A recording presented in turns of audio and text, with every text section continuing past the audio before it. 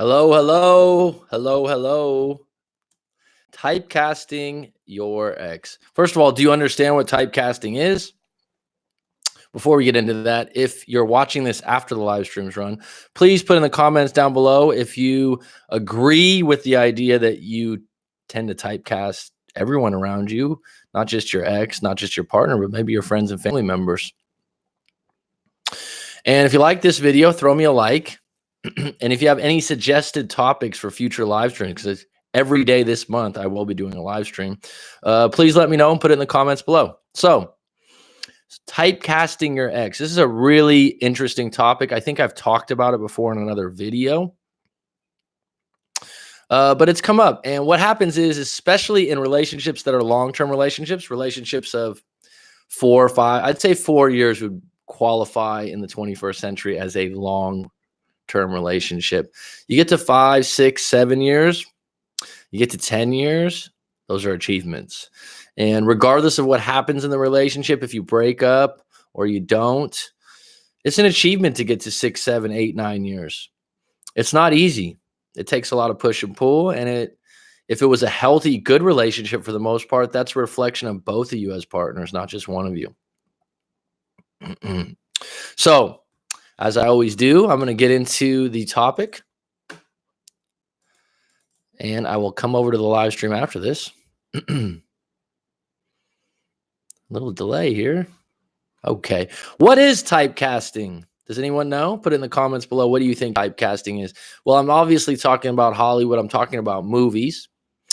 And I don't watch as many movies as I used to, but I used to love film and cinema and great movies and classic movies, especially movies from the 70s. Can talk about that in another video. But Robert De Niro, a lot of people know who Robert De Niro is worldwide. I would say he's typecasted. I would say he's an individual that plays a certain role repeatedly. He's a tough guy. He's hard. He's usually a cop. If he's a criminal, he's the mastermind, but he's always a tough guy. Would you agree? Even in the movie Meet the Parents, he's still the dad that you don't mess with. You know, he's an ex-Marine. He's an ex-boxer. And he's good at it, right? He's good at it. There has been movies. I think there's a movie called The Awakening where he's played different roles because he's an outstanding actor. It's fucking Robert De Niro. But for the most part, when you go to see a movie by him, you expect him to be a character that is tough. Correct me if I'm wrong, right? That has a lot of confidence, that demands a presence, that's a presence in the room. You have someone like Sean Penn. He plays a lot of different roles. You know, I Am Sam. He plays a, I believe it was autistic adult, right? And then he's been in roles where he's a tough guy. He's been in roles where he's a high school kid, Fast Times at Ridgemont High. So what we do, though, is we generally, especially TV shows. So this happens in TV shows because they're, or series. I don't even know if some people call them TV shows anymore. But I like them in Taxi Driver too. But what they do is in a series like Mad Men, Breaking Bad, these are recent series that had 6 or 7 seasons. These guys are in those series, and then they try to make a movie, and you're like, wait a minute. Hey, that's not your character, dude. Because you've seen them for 6, 7 years being a certain character, and you cannot identify them with your human brain as someone different. It just doesn't work. It doesn't line up. It's not comfortable for you. And so I think the guy's name's John Hamm, if I'm correct, from Mad Men. I'm not sure the other guy from Breaking Bad. These guys are excellent, outstanding actors in these roles, in these series, and they don't really get a lot of movie roles, right? Because it's really difficult because they're now typecasted as this kind of person in every movie, and it's hard to place them. It's even when, like Jim Carrey, when he very first started being an actor, he was a comedian first. He was on a show called In Living Color. And when he started doing serious roles in movies, people were like, oh, Jim Carrey's getting a little weird. No, Jim Carrey wants to be a professional actor and choose movies that are interesting to him, right? And he's become an outstanding actor. So Where I'm going with this, if you understand what I mean by typecasting, or if I went all over the place on that, is basically we get comfort out of typecasting people that are friends, family members, partners, and exes. And we basically do this so that we can predict what they do and how they are. And it makes us really comfortable. Okay. And you might even do it. Let me give you another example. Someone you work with shows up to work with a Harley Davidson and they used to drive a Honda Civic. You with me? And you're like, what the hell's going on with him? Sometimes people call it the midlife crisis of someone in their 40s or 50s. But people don't accept it. They're like, oh, Ron just got a Harley and a tattoo and a motorcycle jacket. What's going on with him? Who does he think he is? Well, he decided that he wants to ride motorcycles. He likes the leather jacket. But everyone around's going, that's not Ron. That's not who he is. Why not? Why couldn't Ron change in one day and say, I drive Harleys now? Because it makes people uncomfortable because they know what to expect from him. Okay, how's it done in relationships? Well, it's basically done with labels and assumptions. This is a big one that people will say, you'll never change. You ever hear that one in a relationship or from your parents? Oh, you'll never change. Even if I told you how to do something, or I told you this, or I told you that, you just always do the same thing. Oh, you always just pick out the ugliest shoes. Oh, you've never been someone that's a very good dancer, right? Whenever someone uses the word never, it's extremely limited.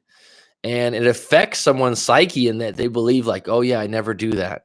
And they accept those labels and assumptions from outside people that they care about as law, as truth. When the reality is you can learn how to do just about anything. You just care about having fun. Tell your story. Okay, so this is a note I left myself. I'm sorry, I'm speaking to myself here. I had a situation where when I was in a relationship for about 5 years, we had gotten to a point where she had gotten a really good job, or she believed it was a good job because she liked it so much. I was in kind of a position where I was making pretty good money. I was comfortable. I had a lot of free time at my job. But I was by no means treading water or jobless or penniless. That's for damn sure. I was doing okay. I was unhappy with the job. And she regarded it as being someone that didn't really care about working hard, that I was lazy. And she conveyed this to me. And I kind of put it to the side.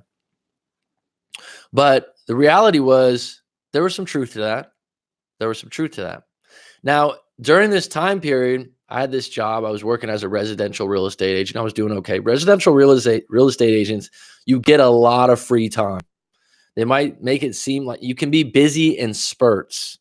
You can have 3 or 4 clients you're working with at one time. They can call you in one day and you could be working from 8 a.m. to 7 p.m. You're always on their time. But there are some times when during the week, there's not a whole lot to do. You know, you can get and some real estate agents might be going, oh, that's bullshit. Well, in my experience, you know, if you had a couple checks, which are really nice from residential real estate in California because real estate's expensive, you could kind of cruise, right? And so I was doing that. But I always wanted to be in commercial real estate. And I had went to someone that I respected and I wanted to work for, and they didn't have a position for me. And so the guy came out of nowhere about a year and a half later. He goes, hey, look, Mac, I know you're in residential. You're doing pretty well. I have a position for you working under me. I got a desk for you. I don't have a salary, but you know what? This guy made really good money, would have been a tip-top mentor. And so I really had to think about it. And so, of course, going to my girlfriend at the time, and I'm talking to her about it, and she's like, oh, you're going to fall flat on your face because you just don't work that hard, and the guy you're going to be working for is going to expect a lot more out of you. And I remember thinking like, whew, you just said I'm going to fall on my face? It really hurt me. I took it personal, and I actually believed it. I was like, wow, maybe this job would be too much for me. Maybe I'm batting over, you know. I started thinking about it. I'm like, she said that to me, and it hurt my feelings. Looking back, that was weak in my mind. But she was typecasting me based on who I had been for the last 4 or 5 years, based on how I'd been at my recent job. So she's not wrong. She's looking at my body of work, my actions. She's going, you know what? You're not up to it right now. You just don't work hard enough. Now, I could have took that as fuel to prove her wrong. Or in my case, I took it as maybe it's true. This was at the time. I was in my late 20s. And I really struggled with it. But I ended up accepting the position and then backing out at the last minute because I felt uncomfortable with it. And part of that was my girlfriend at the time wasn't supportive of it. And she kind of made me believe in some ways. Actually, I let her make me believe that I wasn't ready for it. And I even went back and I'm like, wow, you really think I'd fall flat on my face, you know? And I thought, okay, maybe I'm not up for this. My point is, she was typecasting me based on my past actions. And I took it as, yeah, that's true. That's who I am. That's bullshit. I could have changed my identity. I could have worked harder. I could have embraced it. I could have put that on my back. I could have worked with that guy. No regrets now. But looking back, that was a situation where I said, oh yeah, that's true. Yeah, you're right. Don't ever let anyone put an identity that you don't like. And I'll tell you what, when she threw that on me, I didn't like it. I didn't like it. And by the time we broke up, which is about 5-6 months later, it fueled me because I was like, I'm not lazy. I'm going to get my fucking shit together. I'm going to get back on deck because that kind of statement, that's not me. But at the moment when I was in the relationship, I was like, oh yeah, that's kind of true. Why did you say that about me? I can't believe you said that to me. It was weak. I allowed the typecasting to continue. And the typecasting comes from my prior actions. Let me know in the comments if you've ever been typecasted by a friend or family member or your parents a lot of times. Oh, you're not brave. That's a big statement, someone to say. Oh, you're not a fighter. Oh, you're not an ambitious person. People put these blanket statements about you, but they don't live inside your mind. Top 5 ways to identify your partner is typecasting you. Number 1, assumptions that lead to predictions. Predictions are what? Assumptions. They're not true until they're true. They're just a prediction. So if your partner constantly is making assumptions that lead to predictions like, well, this is what's going to happen. You're going to fall flat on your face at that job. And they're negative. That's not a red flag. That's 10 red flags. Number 2, not allowing someone to do something because it won't suit them. Oh, that doesn't suit you. That's not who you are. Don't let someone tell you that. Number 3, they feel they know you better than you know you. They feel they know you better than you know you, than you know yourself, proper English, right? Oh, I know who you are. I know you'll do this. Really? Do you know me? Do you know every puzzle piece in my mind? Number 4, they tell you what's normal for you and what isn't normal for you. Oh, that's not who you are. That might be a repeat of number 3. Number 5, they make identity statements for you. And you ponder them as if they somehow are allowed to do that. How to combat this? How to overcome this? Be clear. Write this shit down because it's very important, folks. If you feel like you're being typecasted by your partner, be clear on who you are and what you want. Be flexible on who you may become or who you may not become. Allow yourself the ability to maneuver. This is a statement in The Rational Male by Rollo Tomassi. I love this statement. Allow yourself the ability to maneuver. So I wrote down 7 ways to combat this issue of your partner typecasting you. Number 1, be flexible with yourself. If you suddenly want to become a singer or a rock star, you probably can't become the lead singer of Guns N' Roses, Axl Rose, but you certainly, I don't know, could start doing karaoke, get a little band with your friends. There's all kinds of things you can do to that. And if someone goes, oh, that's not who you are, fuck that. That's who I am right this in the present. This is something I've always wanted to do. Number 2, this is huge. Stop asking for approval. Seek advice or support, not approval. Don't ask someone. I've done this in my life, I'll be honest. I've asked for approval from people I have a lot of respect for. And the reality is, all you can see is get some advice, get some support, but don't look for someone to okay something that you want to do. Number 3, trust your intuition. Trust your gut. If your gut says this, your intuition says this, and someone's making assumptions about your character based on knowing you for a couple years, don't let that sway you. Number 4, allow yourself the ability to move, or don't be dependent on someone for money, for a car, for love. Don't be solely dependent on someone, and then you have the ability to maneuver.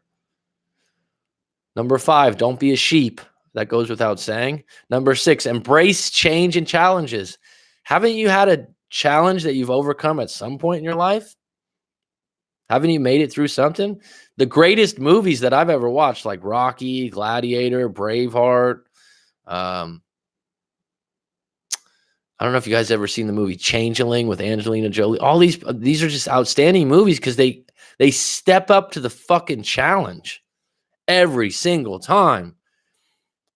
Number 7, don't let someone steer your ship. All right, let's get into it because that was kind of long, wasn't it? 16 minutes on the dot. Is that good luck or bad luck? I don't know. What is 16? It's just an indifferent number except for Joe Montana's jersey number. Okay, G Money likes Taxi Driver. Taxi Driver is a classic.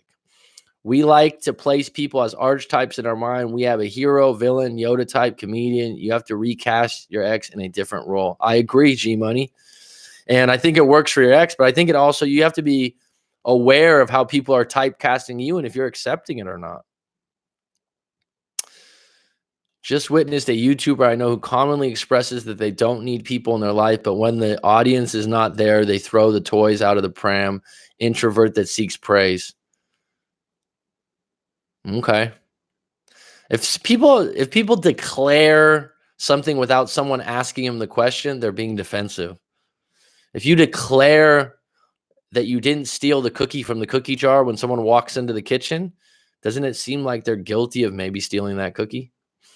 Also, our ex probably has a distorted view of who we are in their minds. They probably have the recast us to some degree as well in order to process the relationship. Yeah, it depends on the situation, G Money. But sometimes they're holding the cast that they've had for, the last 3, 4, 5, 6 years of you. And the reality is that if you break up, you're embracing change. The person that's breaking up with you is saying, I'm ready for a change. And that's what makes it really uncomfortable for you. What's that Alejandro guy talking about? JK, I'm getting a motorcycle in a few months. I'm not married. I could care less what people around me would say. I'm 36. I think when you hit your 30s, especially mid 30s, late 30s, and I'm in my late 30s, I don't even like saying late 30s, but you care less and less. And that's like your great grandpa or grandma or your grandparents, and they don't give a fuck what people think because they've been through it and they just don't hang their hat on that as much. And that's a really good place to be in. Nico says, sounds like me. 36. Oh, I wish I could go back to that. 49 is not a bad age, dude. Age is just a number. 49 for me, only 20 years off the magic number, which is 29. On deck, Tommy Willis. What is it with real estate and life coaches? I'm not a life coach. I'm a breakup coach. And there's only one other one I know of, right? You're still young, head work. I go to the Leica YMCA, and the folks there are in their 70s. Most of them feel young inside. Old men in the YMCA locker room. Gross. Y'all know what I mean. I used to go to the YMCA in my hometown. That's funny. And I wouldn't use the locker room. I would just go home and take a shower because my house was close enough. YMCA's vary. The one I went to in my hometown was beautiful. They had remade it. But I know what you mean, G Money. Enough said. That's so funny because it had a smell in it too, to be honest. Haha, bro, won't get anywhere near that age, but you know what? Who cares? On that note, I shall play the Village People at my funeral. YMCA? What to do if I said mean things to my ex?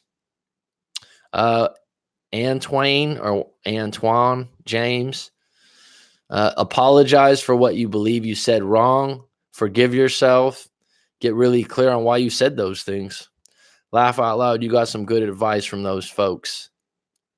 All the time. Selling review. Mac reminds me of a lad I knew at school. Little lad that was always laughing and shit.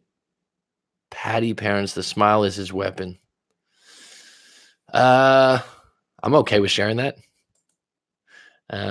Mac reminds me of a lad I knew at school, little lad that was always laughing and shit.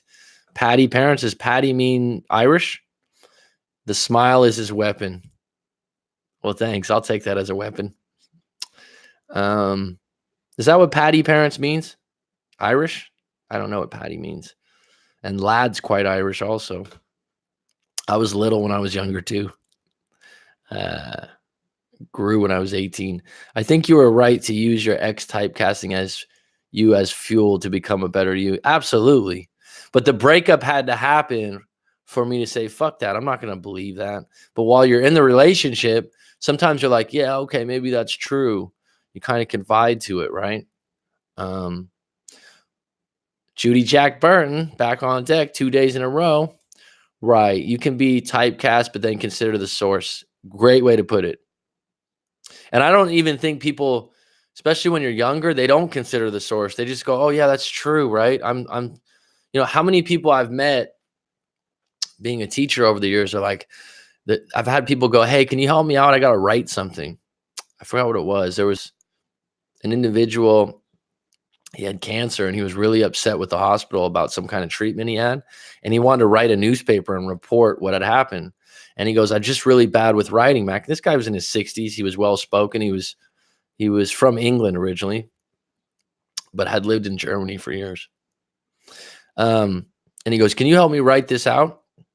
And I'm like, why are you having trouble with that? And he goes, well, when I was a kid, when I was about 10 years old, I had a really bad teacher and they told me how horrible a writer I am. And I just always have this block in my head that I'm a bad writer and I don't like to write anything. Literally, that's what happens to people subconsciously when you're like, oh shit, why do I not write? It's literally, you're still believing something when you were 10 years old that someone told you because you didn't consider the source, because you considered the source the law of your life. And that's dangerous. The good thing is you can go back, rewire that shit and go, yeah, that teacher was an idiot. I'm capable of writing. Maybe they're holding a mirror up to you. That's called projection. Or maybe they're projecting, or one of your qualities reminds them of something they fear. And what a great statement, Judy Jack. I'm going to read that twice. Right? You can be typecast, but then consider the source. Maybe they're holding a mirror up to you, or maybe they're projecting, or one of your qualities reminds them of something they fear in themselves. That's absolutely true. That's psychology 101. Daniel, been looking for you in the daylight with the flashlight. Hello, Mac. How are you doing? I'm outstanding. Really good day. Beautiful day. It was storms yesterday. I actually was in a live coaching session and it went. I even warned the person. I said, look, the power might go out. And 10 minutes later, the power went out. There was a monsoon storm. And today it is gorgeous out. The weather makes a difference, doesn't it? I think we play all sorts of different roles all the time. Sometimes you're the hero. Sometimes you have to be the villain. You can start to view people as playing one role when they don't. Well, here's what's really interesting about that, G Money. I'm with you. I'm with you on that, bud. I think we play roles based on our environments and the people we're around. So at your job, depending on your job, you have to play a certain role depending on if you, for example, if you work at a fast food restaurant, they have a uniform for you. You have the time slot to be there. They have some rules for you to follow and you have to be a certain way. If you're in the military, you got to play a certain role or you're going to get kicked out, right? So you go to a concert and you're going to change your role. And so I think it's healthy for humans to do this and embrace this. It's just when people go out of their way to tell you, oh, no, you can't do that. You can't play that role. Now, there's very few roles where you're like, all right, that's, being a thief, being an excessive liar, being someone that physically abuses other people. Those are things that are just not accepted overall in society. Just saw one of Joe Rogan's recent podcasts of him reacting to Jordan Peterson checking himself into rehab. I saw that. Isn't that, you know what? I want to talk about that in a live stream because I have a lot of respect for Joe Rogan and Jordan Peterson. But I will say it's very, very interesting to me that You have someone like Jordan Peterson that's pretty much put on a pedestal in the self-improvement industry, and he should be. He's well-spoken. He gives great lectures. He has a lot of life experience. I'm with you. I listened to his audiobook about halfway through, and I'm not saying it was bad. It just seemed like the information was repackaged for me because I've read a lot of self-improvement books. And so some of it seemed a little repetitive when the first chapter was about walking, with your arms, your shoulders up and your back straight and having good posture. And it's, 20-minute chapter. It's kind of like, well, we all know to have better posture is a big one. That being said, he's great as a lecturer. And then he's checking himself into rehab. This just goes to show you, though, that, the people that we think, have it all right and give good advice, they're allowed to make mistakes. The fact that he's letting that be reported by his daughter, humans aren't bulletproof. And it's what you do once you make the mistakes or you're in the bad place. And so I commend him for letting his daughter go public with that and being honest. And he obviously, he's dealing with his wife's dying and she has cancer. So it's not like he just started doing this out of nowhere, right? Some people might be going, oh, he talks a good game, but then he can't do it in his own life. No, that's bullshit. People are not bulletproof. Okay. He's been leading with good intentions and good advice, and he's hit a roadblock in his own life. He's fucking human. I actually get more out of hardcore criticism. A month ago, I went to karaoke bar. I sang "Welcome to the Jungle." Was boo even from outer space. I was boo even from outer space. Welcome to the jungle. We got fun and games. I always think of that song at the beginning of a movie called Lean on Me with Morgan Freeman about a dysfunctional school. That was a great movie. If you guys ever seen that movie, Lean on Me with Morgan Freeman, that's actually one of his best movies. And in the beginning of that movie, they play Welcome to the Jungle.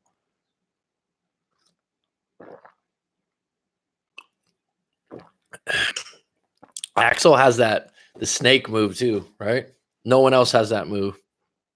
If you make changes, it has to be to something that suits you, not to conform to someone else. Life is short. You have to live it your way.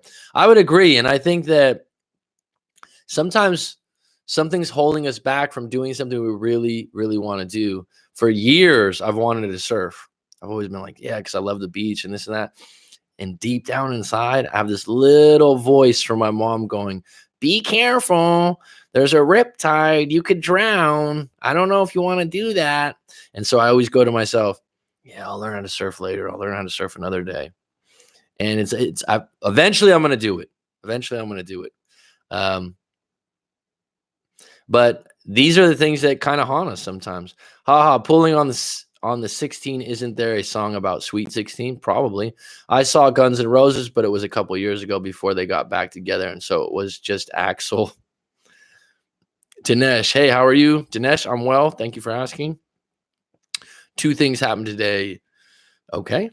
Did you found some solution to my situation? I knew you were going to be one of those people that asked me this. I'm very busy with people that pay for the paid coaching sessions. You sent in a free story, and now you're going to come to me on the live stream and immediately ask about things for yourself. I knew this was coming. I saw your story. I told you I'd respond to it when I had time. If you want to do a paid service, then you move to the front of the line. When you break up with someone and you felt it was the last ditch, is not unreasonable to quit or retire. When you break up with someone and you felt it was the last ditch, is not reasonable to quit or I don't understand what you're saying. I got kicked out of the YMCA for being too loud. They called the cops on me. Were you being too loud?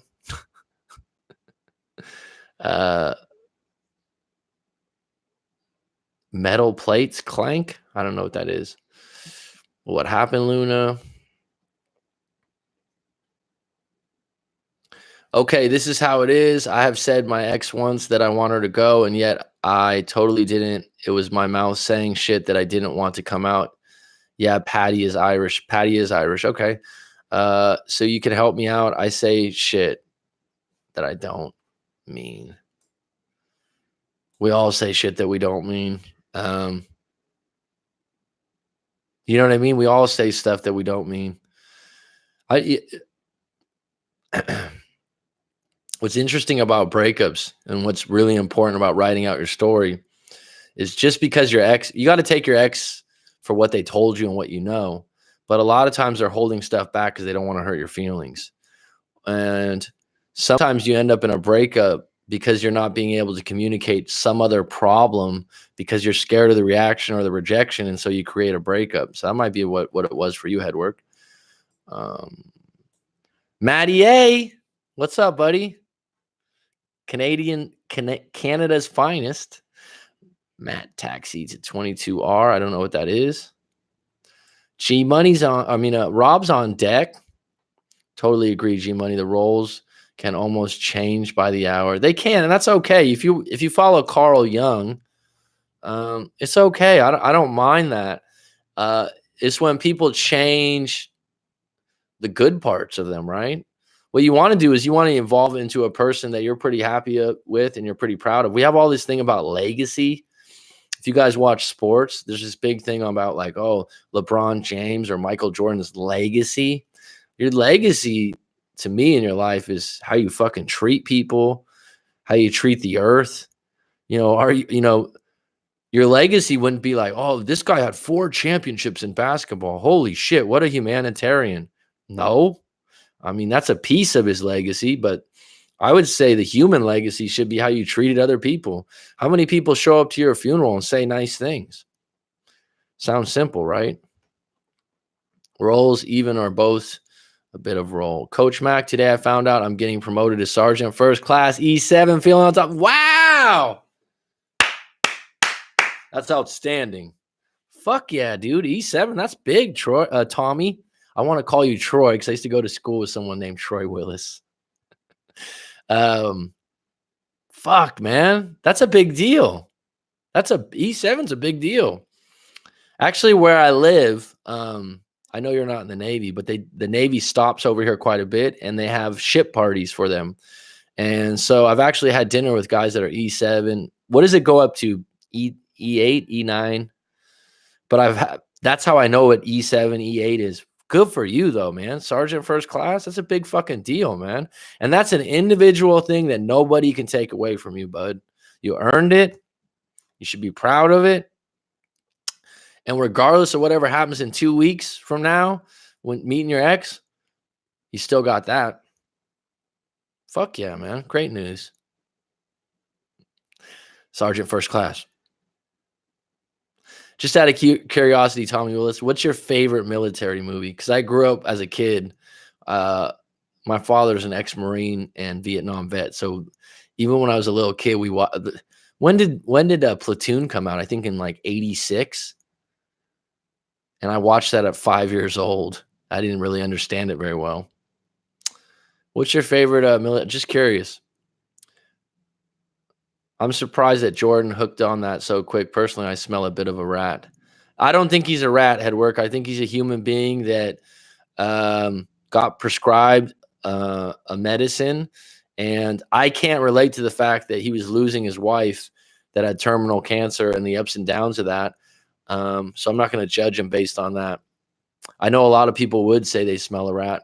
I think that just because he gives people advice and he possibly failed at some part of his life, but he's going into a rehab, so he's addressing it. And he went public with it, so he's not trying to hide it. And I can't relate to that if something happened to a close family member of mine. And I don't want to think about that. Congrats, Willis. What you talking about, Willis?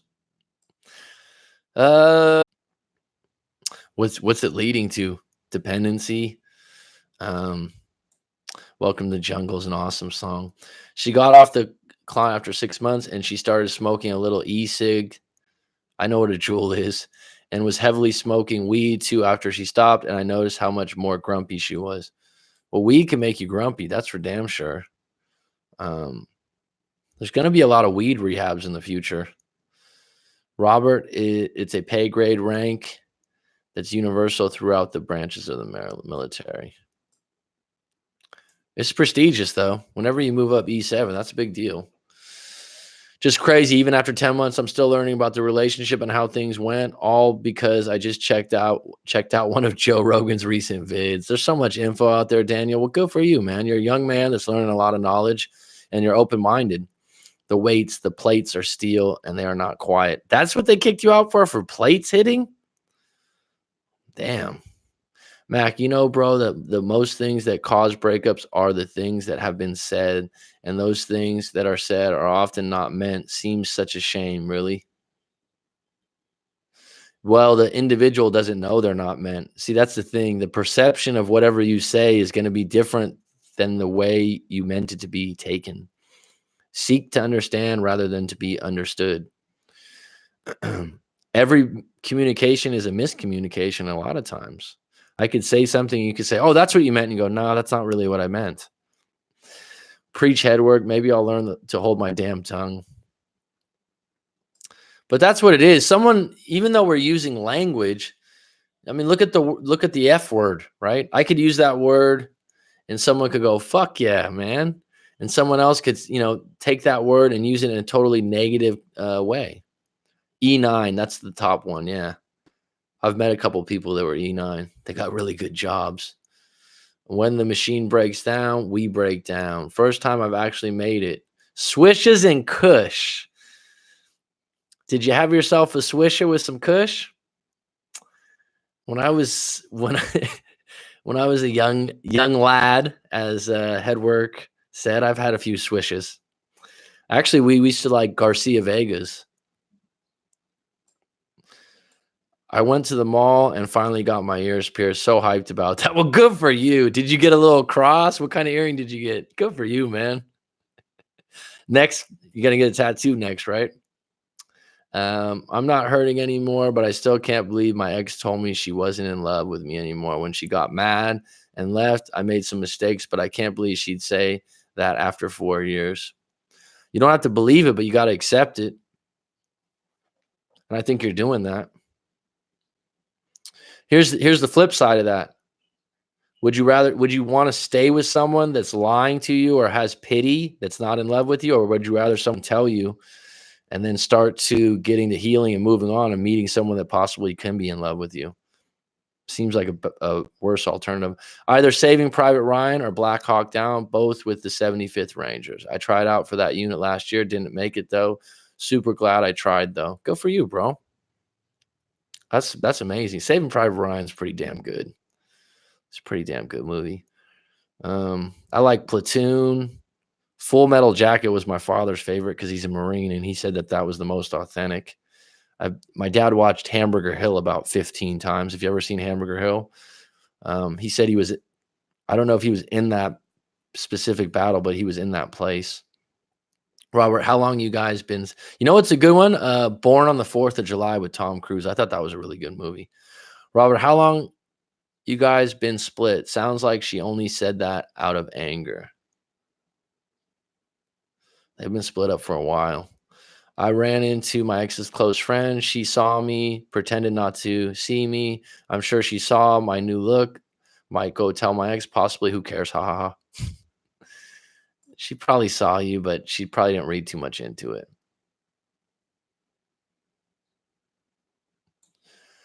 Even when you are so comfortable with your partner, there's always those moments when you question your actions or lack of. Absolutely, dude. People disregard the fact that we're always living moment to moment, and things can't change so quickly.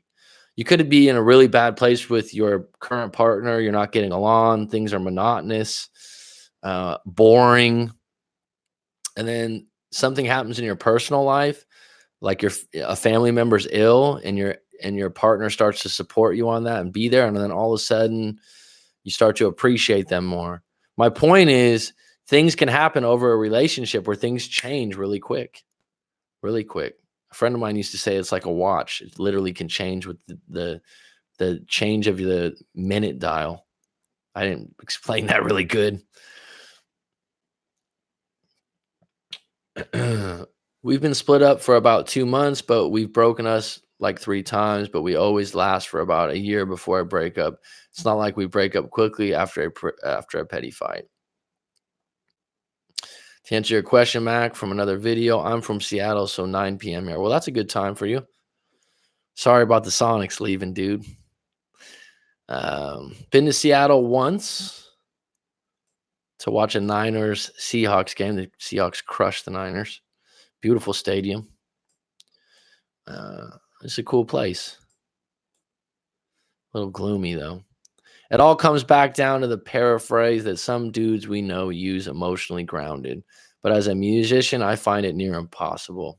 LOL. Well, at least you can fucking laugh about it, Headwork. That's the important thing. What would you be without your sense of humor, myself included? Robert, my ex, said the same thing. I think she was just being honest about her lack of feelings. Gotta love yourself because other people don't have to. That's a great way to put it. Gotta love yourself because other people don't have to. Shit, that can be put on a bumper sticker. Do people even put bumper stickers on their car anymore? Nope, no swishes with my weed tonight. It's actually really bad for your lungs. I think it's obvious, but a lot of people don't realize there's a lot of probably better ways to toke your herb. Cloud of Kush. I'm in a cloud of Ami. I don't know what that is. The big red one. Military movies. I liked Good Morning Vietnam. Good Morning Vietnam. Robin Williams. That was a great movie. Apocalypse Now, sort of a war movie. Absolutely, it's a war movie, dude. I really didn't watch that so much. Mac is on cam, anagram. What does that mean? I don't understand.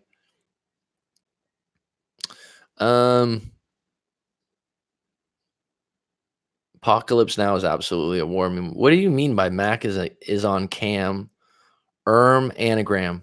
I don't know what that means. You like to put these things up that are, things that make you go, CNC Music Factory used to have that song, and Arsenio Hall used to say that. Apocalypse Now, I didn't really appreciate the message when I first saw it, but it's a classic, right?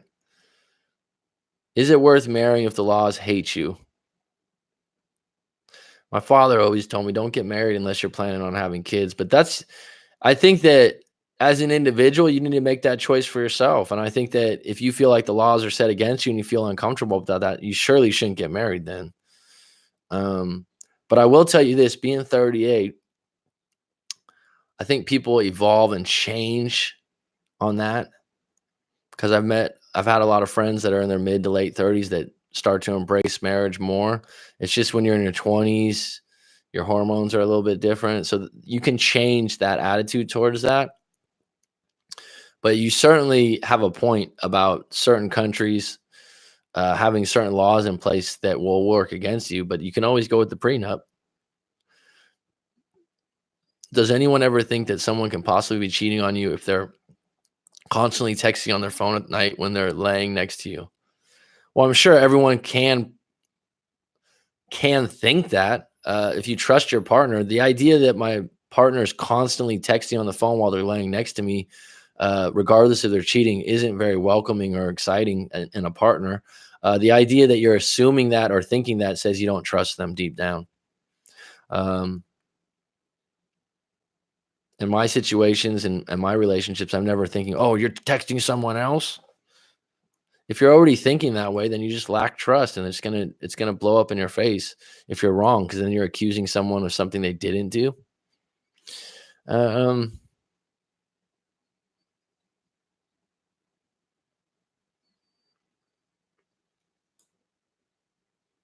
Mac, an anagram of Cam, same letters. I'm surprised you are a professor. Perhaps I'm the wrong profession, bro. I don't know what that means. Anagram of Cam. People do this sometimes. People did this when I was in real estate, or you're a teacher, so you should know this, or you're a breakup coach, so you should know this.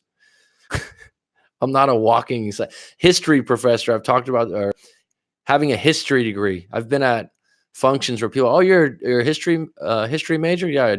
What history? I'm like, it was world history. So you could just take whatever classes you wanted on world history. Oh, well, let me ask you about French appeasement in World War II. And then I'd go, well, I'd say a couple of things. And then they go, well, let me ask you about the scramble for Africa. And it's just like, what? Just because someone has a title that doesn't mean they have a trivia lined up in their head. It's like if I said, oh, Headwork, you're a musician. Let me start busting some trivia your way. Ha, ha, ha. You didn't know that. Obviously, I'm a better musician than you. You know what I mean?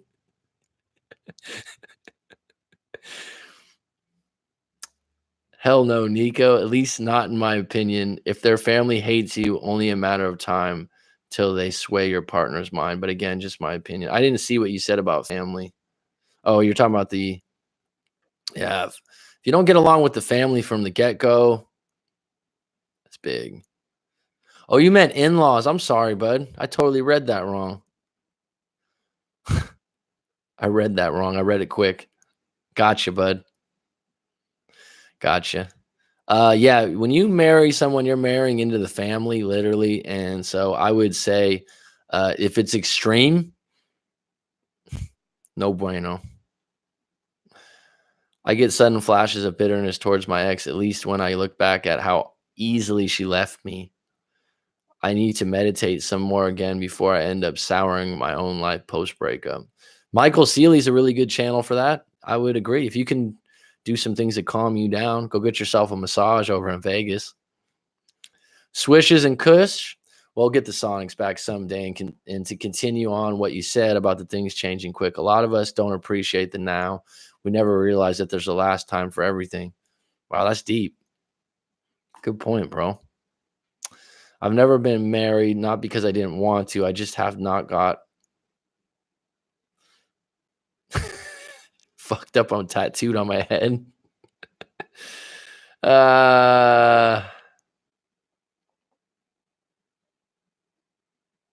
Mac Cam, how that helps. I still don't get it. Like, for example, there's a last time we spent with an ex. Does that make sense? Mac, we just don't realize it was the last time until later. That's true. Some people say they sense that it's going to be the last time. I don't know if I've ever. G Money hit it on the head. Mac, you're a history major? When was the War of 1812?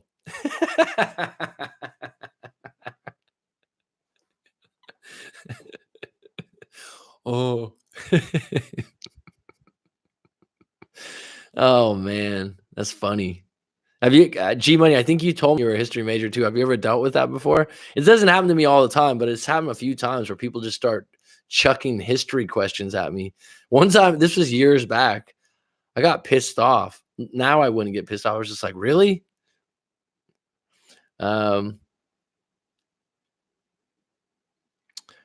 Yeah, we don't realize it was the last time until later. That's absolutely true.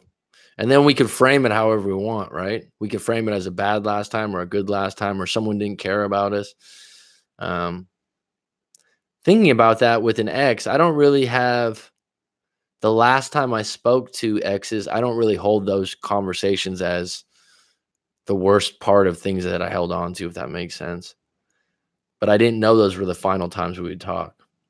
That is true. Yeah, I would do that from that bat. Matt, can you send me the name of the book you mentioned about loving yourself? I lost the name. About loving yourself? Did I send you? Did I send? I'm drawing a blank on that.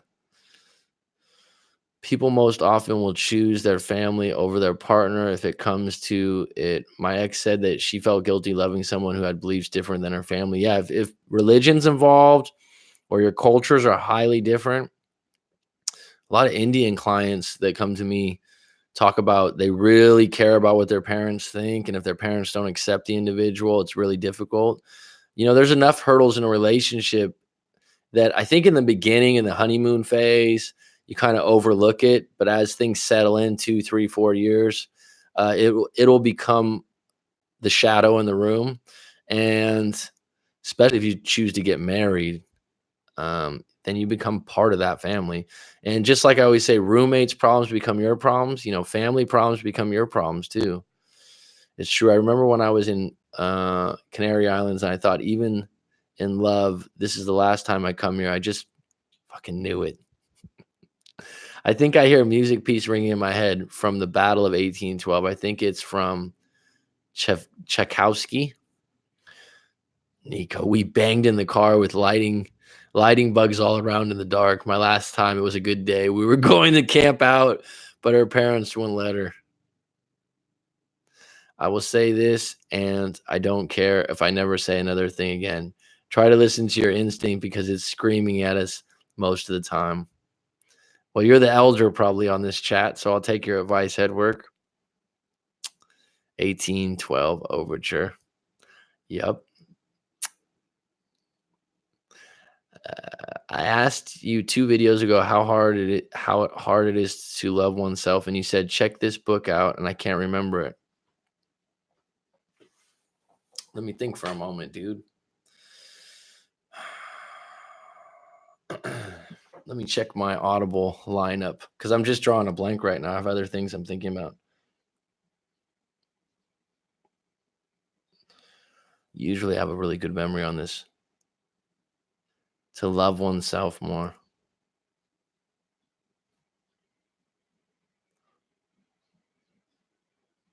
Keep the questions coming.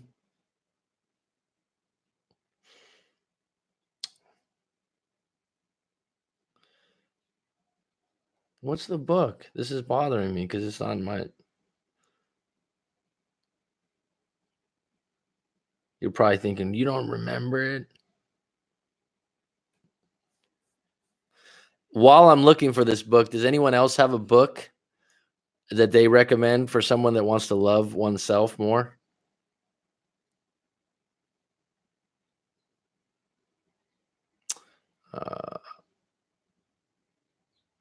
Or is Headwork just playing games with me and I never answered that question before? That's quite possible too, right, Headwork?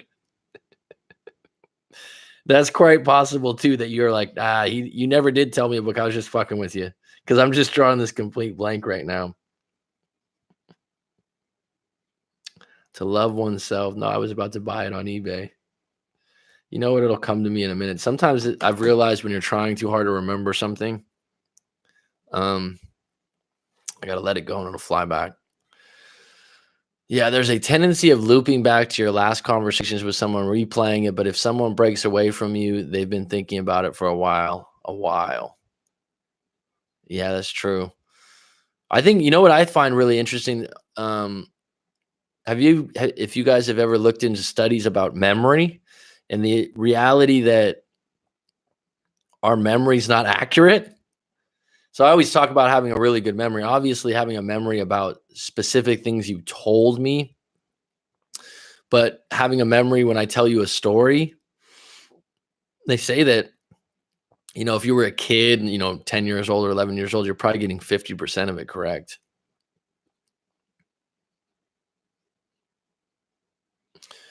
I don't mind if you put your Instagram on there, Luna. I don't think that's a problem. So,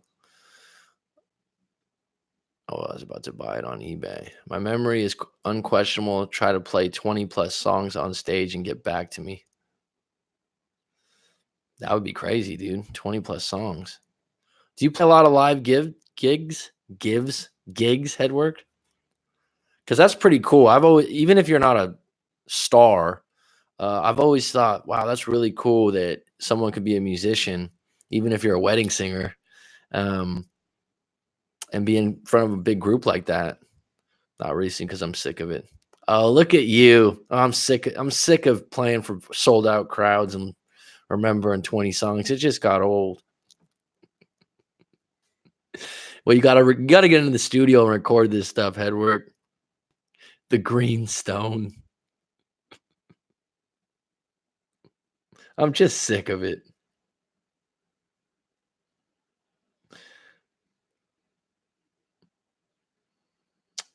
This is bugging me about that book because I know there's one in my head.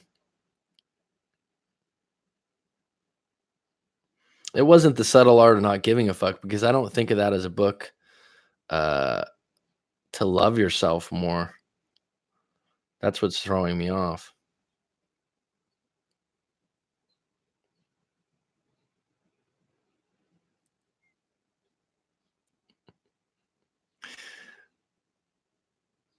Wedding Singers Make Big Cash. That was a great movie, by the way, also, right?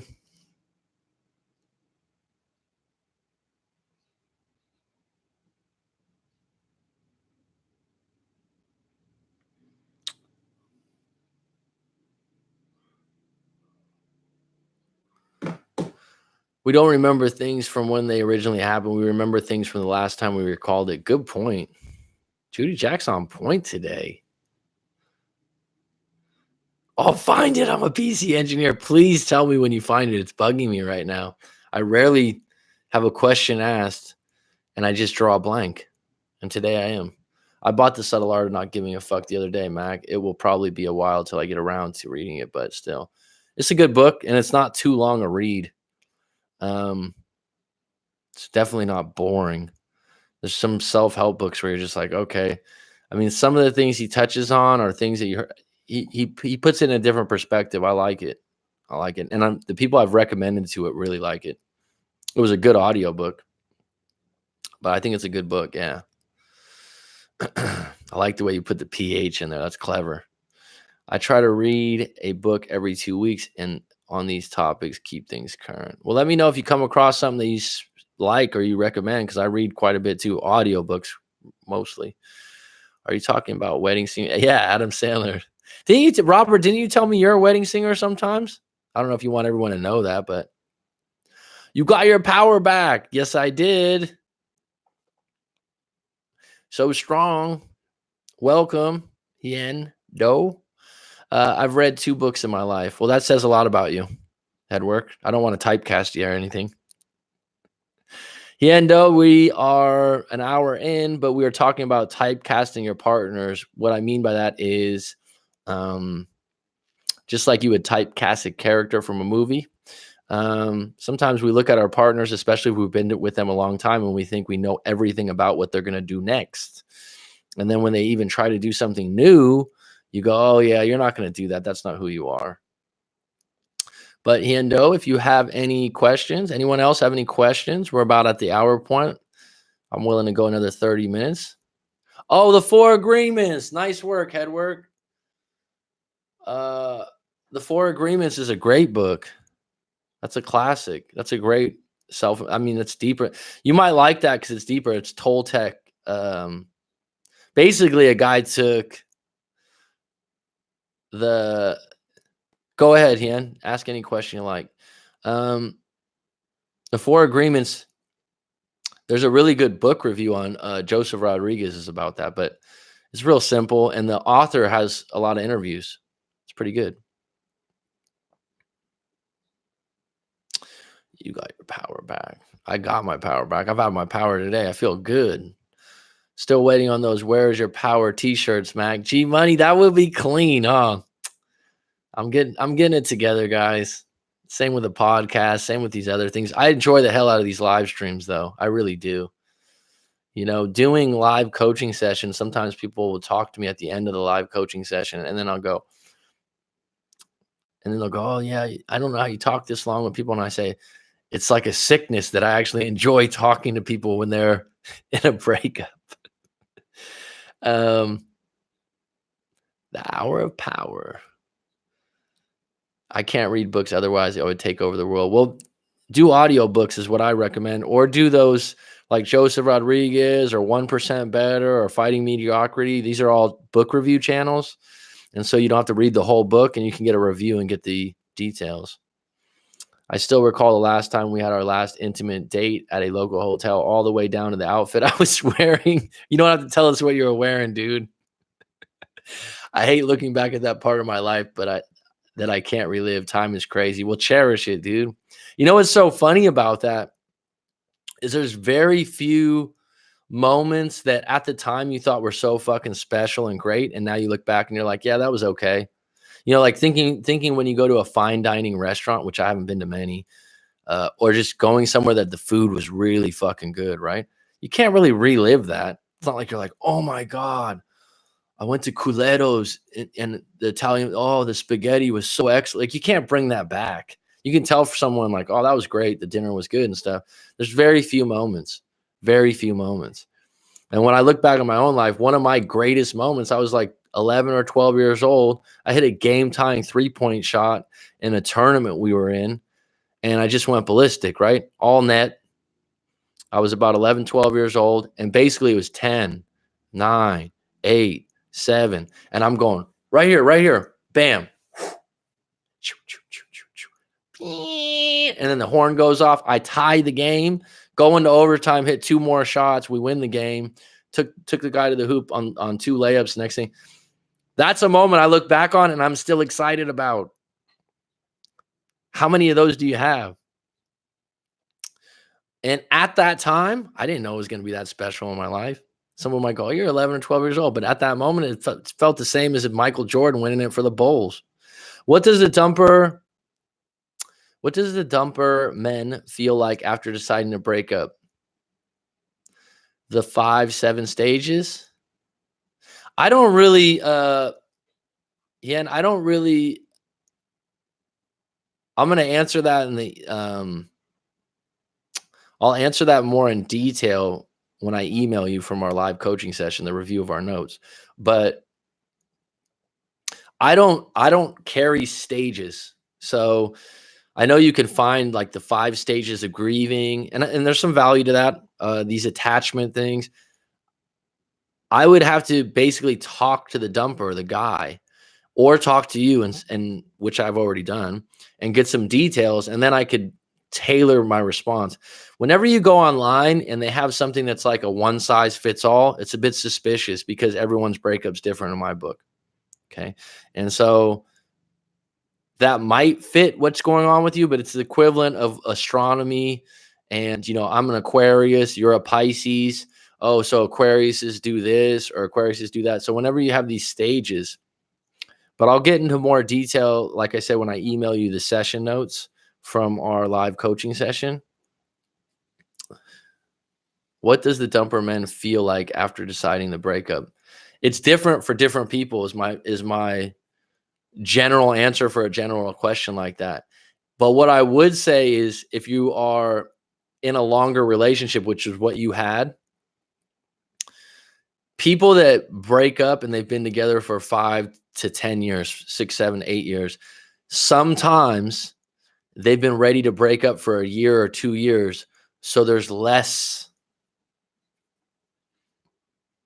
indecisiveness once it happens. There's less franticness. Franticness. That's a fucking word. If it's been on their mind for a while and the problem's been there for a while, a lot of times they feel a little bit of relief that they finally said something. But that being said, it's different for every individual. And so I'll say this, if you've been together for 5, 6, 7, 8 years, it's not easy for them. It's not like they're walking around going, oh, this is going to be great. And they're still unsure of what's going to happen next. And they're going to have moments where they do probably want to call you up and they do want to hook up or they do want to go on a date. There's probably going to be moments of that. Right. But there's no 5 or 6 stages that you can hang your hat on because the human still has choices involved that can alter those 5 or 7 stages at any given moment. Does that make sense? I always keep my promises except when I break them. Well, you're a good man, Headwork. Or that's our clarity shirt. That's your clarity. Jenny Lynn, how you doing? Preach, Judy. You got to be Max Merchandise, people. G Money, if I could get a sound engineer, does someone want to come out to Thailand and be a sound engineer for a week or 2 weeks and set up maybe Headwork could, and set up, I'm really bad with stuff like this. I'll just be honest with like set up the mics and the foam and make my room a podcast studio that's of professional grade. Set it all up for me and I'll be a machine. I'll do 2 shows a day. You know anyone that does that? You want to come out here for a week or 2 weeks? I got an extra room downstairs. Preach, Judy. We got to do Max Murphy. Can men just shut down feelings and feel okay without companionship? Yes. There's a reason maybe outside of the relationship. But yeah, I think not just men, but women can too shut down feelings. Just off the top of my head, a lot of times when that happens, someone in their family got sick and they took all their energy. Like someone just sent in a message recently where their partner's mom got stage 4 cancer, and the woman just basically said, look, I can't keep being in this relationship. I got to put all my energy into my mom right now. And the guy took it really personal and was upset about it. But that's a case where where an individual in a relationship can shut down. Someone that's had enough, they've been biting their tongue, and then all of a sudden they just shut down and feel okay without companionship. Well, eventually, people that were unhappy in a relationship for whatever reason that is, if they've been holding their tongue or out of it for a while, they probably want to take a break from companionship. By companionship, you mean as in a romantic relationship. So they probably want to take a break. Don't they feel lost of having someone to be with for such a long time? Well, bottom line is, if you've been together for a long period of time, they are going to miss you. They are going to miss you, unless they're a psychopath and they don't have any feelings. Unless you did something really wrong and they met someone right away to fill your spot, they won't miss you as much. But most, I would say 80 to 90%, they're going to miss you. But that doesn't necessarily mean they want to get back together. Now, this is a really hard part, Hien. Your interpretation of what love is in a good relationship and what a healthy relationship is different than your partner's. That's just how it is regardless. And so when you think everything's been going, wine glasses and rose petals, peaches and cream, it's been going really good, and it's been going, to plan, if you will. Maybe the other person didn't feel that way because they just look at the world in a different filter. And so that's not personal, but that's when it gets real. And that's when you get your clarity and you go, I thought everything was great. And they go, no, it hasn't been great. The problem is they never let you know. If they never let you know that, which in your case, it seemed like you weren't, he didn't communicate very well with the problems he had. And now you're left with an open loop. An open loop means the story hasn't ended in your head because he didn't give you a sufficient reason. It's not enough for you to understand right now, because just if someone breaks up with you and goes, yeah, I've just been unhappy for a long time, that can mean 10 different things. And so at some point, you might want to ask them, can you just elaborate just so I know what was wrong? You might want to ask them, but you have to be prepared to get an answer that's probably going to hurt you some more.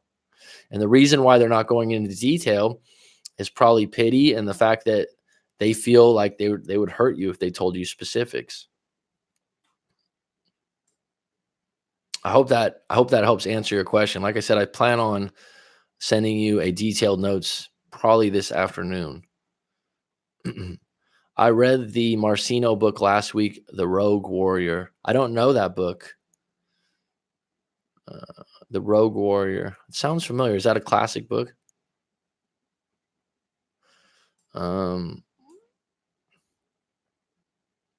Did that help you? I mean, sometimes the answers to these questions, they're not going to make you feel better. I'm just hoping you get a little bit more clarity from it, because once you get clear on stuff, you can accept it a lot better, I think. Right? The problem with the breakup is it's not 2 + 2 is 4, right? It's not clear. The outcome's not clear. And so this is what just winds your mind up. If I listened to C-Man, I'd become the next man with advice, with hair and blue eyes. Mac looks like my youngest brother, ironically, so it's genetically possible to go from Wayne to McCarthy. Well, you like your younger brother? Is he a good dude? It's funny you said about Patty parents. I think I'm 40% Irish or something like that. You know that from being a McCarthy. Mac, I got to clock out. Got to wake up early. We'll talk soon. Robert, right on, bud. I'm glad you're well. I have 23 stages of grieving, one of which is 22. Is who do I cook for? You goofball. Headwork, you're killing me tonight. I appreciate you in the live streams. I like it, dude. You got clever humor, which is also classified as sarcasm and irony. I have extreme attachment to my ex due to the fact that we spent 7th, 11th grade together, spent time after school at our place. hung out on coffee dates, saw hockey games together, amusement parks, concerts. I was her first, and so was she. That's why it's so hard to see this fall apart the way it did 6 years ago. 6 years is a long time, dude. That's tough, man. But I'll tell you this, be thankful that you had a good relationship. There's a lot of people that were in 6-year relationships that were hell. So the fact that you spent those times together and you did those things, that's good. That's a good moment. That's a reflection of you as a partner. And just because it's not going to last forever, the first person you're with is probably not going to be the last person you're with, right? True. I decided to leave a 14-year relationship, but it took me 2 years to actually do it. And I probably when you left it, because it took you 2 years, it probably was a lot easier for you to be okay with your decision. The first cut is sometimes the deepest. Absolutely. You got to get really clear on what happened in your first relationship, because you're going to model that shit later on. Stage 12, babe, is that your hair on your head unraveling? Some of the stuff I don't get. Many more mountains to climb, many rivers to cross, Jimmy Cliff. Great song. Rod Stewart, great song. I can turn that into pro setup with binaural mics, bro. Really? But Corey fancies me, so I think I will give him a go first. If it all falls, I shall frequent your space. Okay, thanks, bud. I'll be the backup plan, Headwork. I like it, bro. Cool. I'm serious, though. I do want someone to just set it all up for me, because that kind of stuff, it's not my... I even got a couple Rode mics. I bought some stuff, and I just keep putting it off. Did you leave that recently? April. I still have to see him to deal with the logistics. I don't know how to act or talk. Well, Hien, we'll talk soon. I'll send you an email after this in regards to those things. I know, yeah, your situation, you're going to get through it. You guys had a long relationship. You're going to get through it. Women do that. I would prefer they say, listen up, Jay. You are being an asshole, not because you are being an asshole. Just I have changed my view of what I want in life. Ha, ha, ha. Open loops can drive you crazy. Open loops, like if you understand the premise of open loops, that's what a cliffhanger movie is. That's what a soap opera is. And then when you realize that you're in an open loop, it just means you can't find an ending to the story, and your brain just keeps trying to put a nut to the screw, and it doesn't work. And it hasn't been confirmed. And it will drive you nuts. The boxer crystal, I don't know what that is. Those are your personal talks. I spent years listening to many, so many, and it always comes back to the same thing. Fuck it. I'll put that one up. I don't think that's going to get us in trouble. Corey Wayne talks about it a lot. Autobiography, my career, U.S. Naval officer. Okay. My younger brother is gay, so yeah. Thanks, bud. I appreciate that. You're on a roll today, dude. I think I recall you mentioning that 20 years ago, before I knew my bro was gay. I was like, no way, that is fucked up. Now I try to kiss him when he is off guard.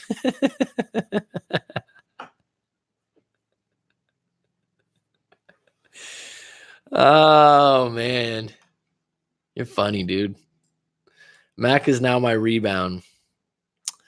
I can't wait to tell the arrogant who wanted to belittle me on the way out. I got a nasty with some skank.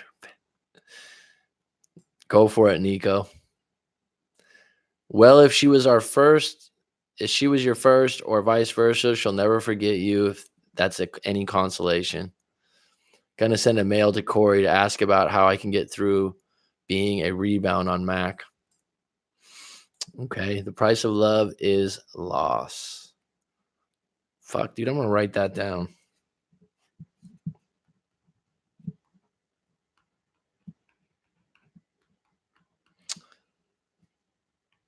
I like that. The price of love is loss. What's the value of love? What's the value of love? The price of love could be millions as well. Shit, I'm glad I don't know that as an answer for me, but it certainly is true for a lot of people, isn't it? He will, dude, you have to get over this guy. He dumped your ass. Rob, stop talking about me. You're confusing Coach Mac. YouTube censors things. It's so lame. I thought that was a guy laying on the right side with the hairy arms, but it's a sofa. The value of love is loss. Ooh, deeper. Without the sour, you can't taste the sweet, as they say in Vanilla Sky. You guys like that movie, Vanilla Sky? That's an underrated movie in my mind. The value of love.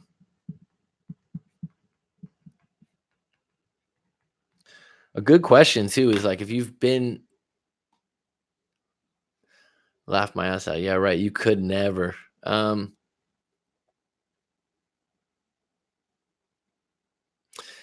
you think when someone's had deep love, in love, long-term relationship, that they can never revisit that level of love they've had once they had a breakup? I know my grandfather, who was married, I think at 18 or 19 years old, he passed away a few years ago. Married his high school sweetheart. They had a kid when they were 19, which was my father. Never got married again. My grandmother passed away, I believe, in the early 60s or late 50s. And he just never had any wanting to be with another woman. He's an old Irishman. He was stout on that. He was okay with it.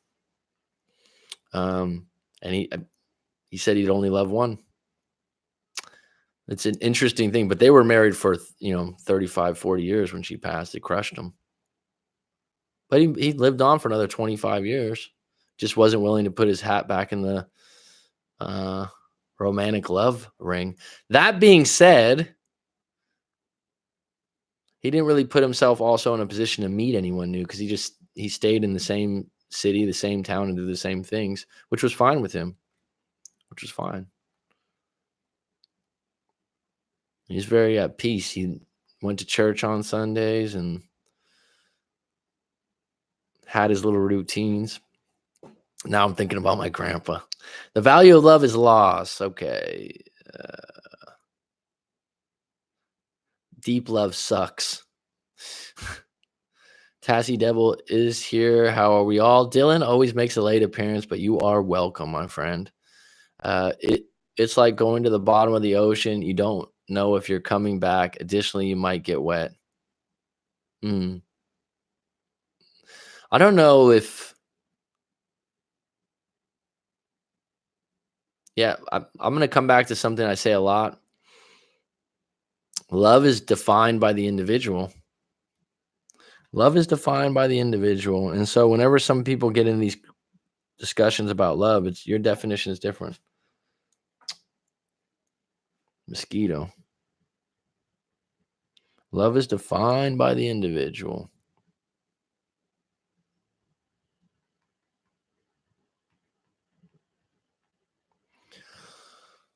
I came away thinking people's fears dictate their actions, or their actions dictate their fears. Dignity and loss is greater than a win. I don't know. I like to win a lot. I think people were probably less likely to put themselves back out there before the internet. That's a good point, Judy Jack. Yeah. I think it's much easier to be passive about it, right? It's much easier to get rejected probably on a dating app than in the grocery store or in a public place. Yes, I'm serious. You're late again. Yes, I can't totally happen because when the other person did not love you equally, then when someone does, it can transform the way you feel about loving again. Absolutely. And that's why you got to get clear on your story and what happened, and you got to come to peace with it so you can clear the decks for a new relationship. Because you can. Know your boundaries. Your grandfather's love for his wife is the definition of love. Well, thanks, Nico. I appreciate that, bud. That's kind of you. I've talked about this before, but a lot of us, our grandparents stayed together much longer, right? Just how it was. Maybe people were a lot healthier back then, not looking for a validation. I just think many more people followed values and identities from their religion or from their parents, and they didn't falter on them, and there was less distractions, there was less upgrading, and let's face it, there was less people living in cities or towns where there was a lot of competition. But that being said, my grandpa met my grandma in San Francisco, so they had their ups and downs, but I wish we had that. Damn. Well, next time I swear I'll be on Early Cross My Heart. Never listen to the JB song again. Don't worry about it, Dylan. Wish we had that in our generation. Like I said, it's an upgrade generation. It's a information based. Like look at now. Instead of dealing with your problem, the subtle art of not giving a fuck talks about this. Instead of dealing with your problem, a lot of times people identify with the problem. Oh, I have anxiety. I get anxiety every day. Why do you get anxiety? Oh, I've gotten anxiety for, my whole life, or this or that. They haven't identified the trigger. My grandfather would never say, oh, I get anxiety. My grandfather would probably go, oh shit, I had a bad day today. I got to get my shit together. What's the topic? Hopefully I might have some comments. Typecasting your ex. Long-term successful relationships seem almost impossible these days. I try hard not to think negatively, but it just seems grim. Well, don't go for a long-term. Just go out to have fun in the moment, right? Go out to have a good time and then allow yourself to be surprised. My nan once said to me back in 2000 after losing my partner, aka mother of my 2 kids, my nan said to me, the pain you are feeling now is not pain. It is in fact gain.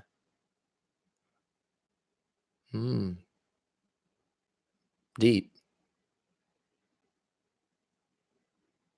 My grandparents got married at 18. Almost unheard of today. Me too. But my grandparents also had the same TV, the same shag carpet, the same house for 30 years. My grandmother had she had a Cadillac that was from like 1979 or something. My uncle still has that car. The doors were about 1,500 pounds when I was a kid. They didn't. My grandpa had this little Chevrolet Love truck they didn't change everything, right? I think I have trust issues from this. Yeah, and you're gonna have a little bit of trust issues in the beginning. You are, and if you put a crying emoji on there, if you're crying, that's okay. This is gonna take some time to heal because you were in a 7-year relationship. I wonder if relationships are like careers. People don't stay at the same company for 25 years anymore. They hop from job. That's true, G Money. Look at Airbnb. Look at being able to move to a different country very easily. It's all part of it. And yeah, there's more options on everything, right? Look at it this way. Look at how this could be a chapter in the book. How is someone affected by the idea of options? Let's say we have John. John's dating Kate. John and Kate become husband and wife. They're together for 10 years. John's bet and things got monotonous. They don't get as affectionate as they used to. They don't see each other as much. They're bored with each other. John's best friend, Jim, divorces his wife, who he's never been happy with for, the last 5 years, ... And Jim, who's 40, pulls a 25-year-old woman out of university that's absolutely gorgeous. And whenever John meets Jim's new girlfriend, he's just in awe. John is going to think, what the fuck am I doing when I can have Jim's life eventually? And John's watching all this from Facebook.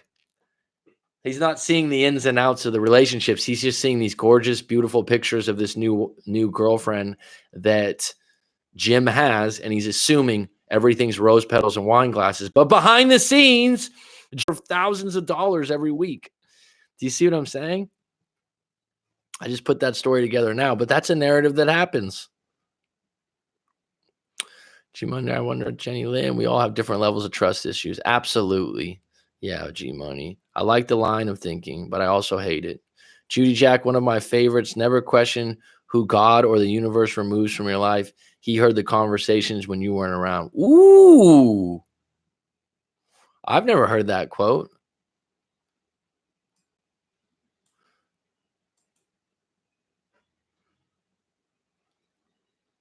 That's a great quote.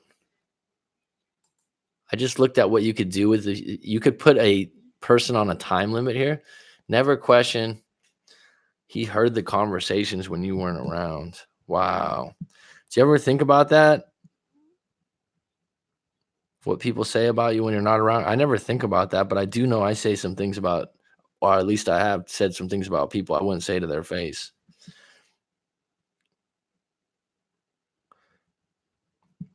Wow, Judy Jack. That's a great statement. It's like I say, if you had a video camera on everything, it comes into the thing, nothing stays the same ever. If you watched Brad Pitt's movie 7 Years in Tibet, he says nothing lasts forever. And then in Benjamin Button, he says the same thing. Commitment, doing what I said would do long after the feeling in which I said it has passed. Some people are better equipped to change and others hate it. That's very true. Some people are much more adaptable than others. That's absolutely true.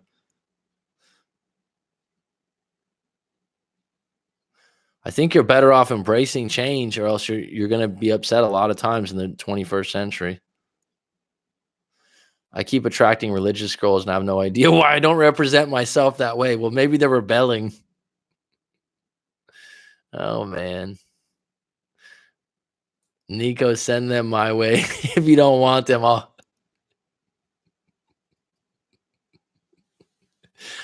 This is the most humorous live stream I think I've had. This is great, dude. Broken hearts are for assholes. So I guess that makes me an asshole. Can I predict my ex's next move? Well, since we last had talked, I can tell her next move is it's forget me and move on. Nothing remains the same. Change is the only constant. My ears burn all day long, bro. I like them, but they get tired of my shit after a while. Coach Mac, I've been told that I'm not vulnerable enough. How are you to be vulnerable while still being emotionally mature? Well, Jenny Lynn, do you agree that you're not vulnerable enough? Consider the source, as Judy Jack Burton said. Consider the source that's telling you that you're not vulnerable enough. Do you agree with that statement?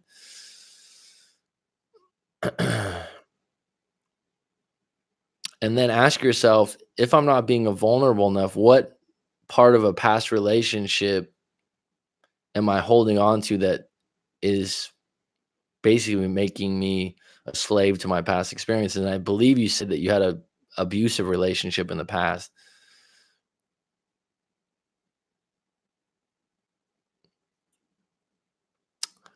They love burning me at this stage. Judy, dropping Hiroshima knowledge bombs tonight. Lower your expectations and find life will become greater. It's not the strongest species that survives. It's the one most adaptable to change. Absolutely. Ram it down your. Once you get the Zappa thing, you are in the loop. Don't fool yourself. Yes, totally. I had a mini vacay, so I'm all fresh and revved up. Good, Judy. How was that vacation? Did that guy mind his manners? Life is seasonal. The key is outlasting the season. Are you picking these up off the internet, you guys? Or do you guys just have these on deck? Wow. Thing is, I love that women are so way more mature than men. We are like men that don't want to grow up. Nico, my ex is religious, but she's freakier than I am. It shocked me. It's just like, something, this is really interesting about the psychology of people. Something that people were neglected of or short of when they were young. When they get older, they overcompensate because they weren't able to do that. And so um, the idea that one-legged pigeon, your girlfriend lived a very conservative life or religious life and then was freakier than ever, could be a overcompensation of that. Just like people, you ever meet people that are grossly rich, billionaires? Not all, but some of them you're like, when are you going to stop making money? You're already rich. Why not just go live on an island or do this or do that? They're not making money to make money. They're making money because they still think they're that poor 11-year-old that didn't have food on the table. It's like filling a bucket that has holes at the bottom.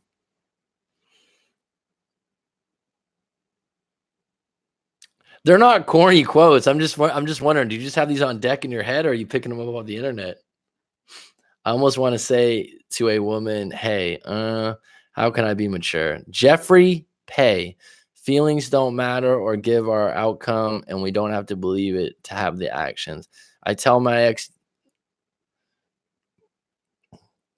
I tell my ex, do the TBE. I don't. When I'm reading, this throws me off, people. When you do these little things, actions see the results, and TBEN tell me what you feel and believe. Please write it more clear, Jeffrey P. Welcome to the live stream. I haven't seen you before. Can you make your message a little bit more clear? Then I want to say, what part of my body do I want to grow up? Where's Rob? I don't know. Good question. I'm sure it's getting late.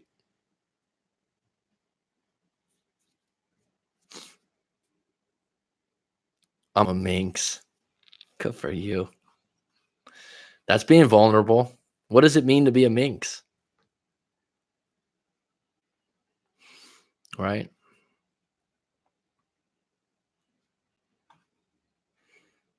What does it mean to be a minx?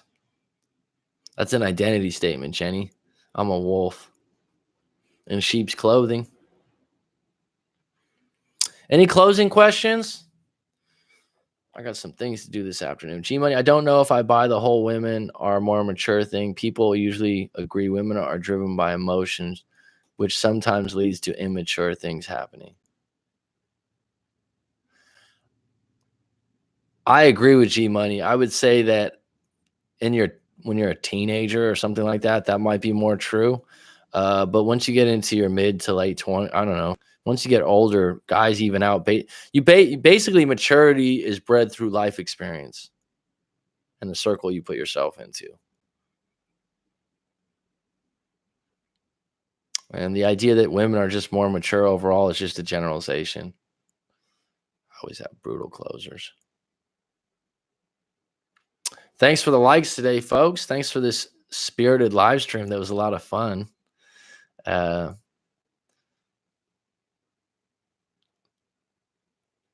I've seen some women claim to be mature only to lose their emotions and say some of the craziest things I've ever heard. Yeah. What would you do if your missus said, "I'm done"? Well, it's not that simple, is it, Headwork? Because I would have to have the story. I would have to know what happened first. So the whole thing is, when people ask these general questions or these scenarios, you have to have a scenario in place of, if said I'm done, why? What happened? Where am I at in the relationship? How do I feel about that? Did I want her to leave anyways? Did she, you know what I mean? There's too many things. She got pissed off with your smile. Well, that'll never be the case. I don't think so. It's hard to put myself in that situation. I hate your smile. Fuck, I don't have an answer for that unless I'm going to get surgery.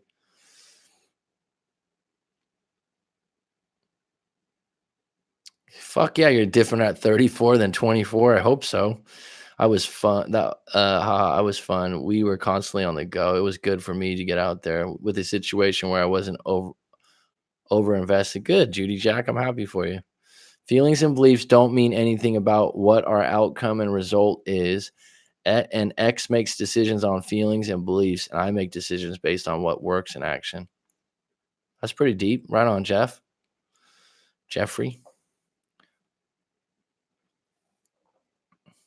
I was more mature in high school than what the girls were.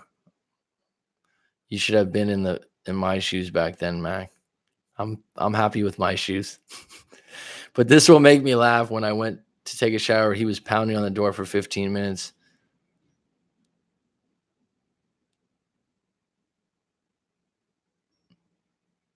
Yeah, Judy Jack. What I mean, that's a nice cliffhanger. That's a nice open loop. You guys were sharing a room as friends, platonic. You go in the shower and he's asking to get in there for 15 minutes. Did you let him in? Or did you just have to use the toilet? This was a good one. I will be back on deck tomorrow, same time. Let me know in the comments below if you guys have something you want to share, or excuse me, something you want me to touch on, a topic, and I'll definitely go there. Otherwise, thanks for the likes. Thanks for the contributions today as far as you guys' comments go. This was fun.